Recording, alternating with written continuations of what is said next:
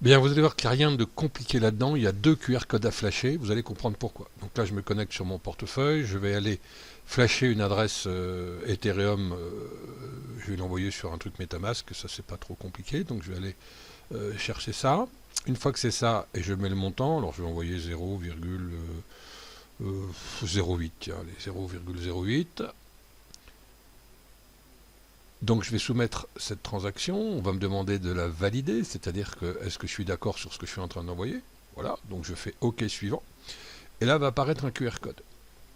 Donc ce QR code, il va falloir que je le flash avec mon SafePal S1. Donc voilà le QR code, donc là on me le dit d'ailleurs en dessous, hein, vous devez flasher ce QR code. Une fois que j'aurai flashé ce QR code, eh bien va s'afficher sur le SafePal S1 un autre QR code dynamique, c'est-à-dire que c'est un QR code qui est modifié. Il va falloir que je le flash avec mon application SafePal, donc tout ça va s'ouvrir automatiquement, et puis cette transaction va être complètement confirmée. Il n'y a rien de compliqué là-dessus.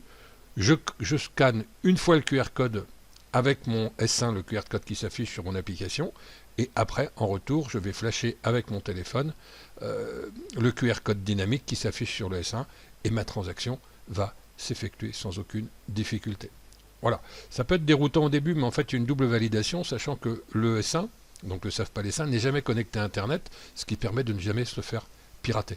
C'est important. Bien, je vais voir maintenant ce qui s'est produit au niveau de la transaction, donc je vais retourner sur mon portefeuille Etherwallet, c'est le QR code que j'ai scanné, donc j'ai 0,0525 Ethereum. Vous avez vu que tout à l'heure les frais étaient largement moins chers que sur Metamask, je ne sais pas pourquoi, il va falloir que j'aille fouiller un peu, il y a des choses qui me surprennent. Donc je vais faire quoi? Je vais attendre que cette transaction arrive, je vais aller la voir directement, vous voyez que là elle n'est toujours pas apparue, je vais directement aller la voir sur la blockchain, l'explorateur de blockchain Ethereum, donc je vais cliquer sur les trois petits points ici, je vais aller faire voir sur Etherscan, et là sur Etherscan je m'aperçois de quoi? Je m'aperçois que cette transaction, c'est la dernière ici, les 0,8 Ether, ils sont en pending, donc ils sont en cours d'être transmis, et j'ai payé 2 $ de frais, sachant que c'est largement moins cher que sous Metamask. Et Metamask, je suis en train de me demander s'il n'y a pas un peu d'argent qui disparaît là-dessus, ça me gonfle, parce qu'il est difficile de tout connaître là-dessus. Donc voilà, là je suis en pending, ça va prendre 10-15 secondes.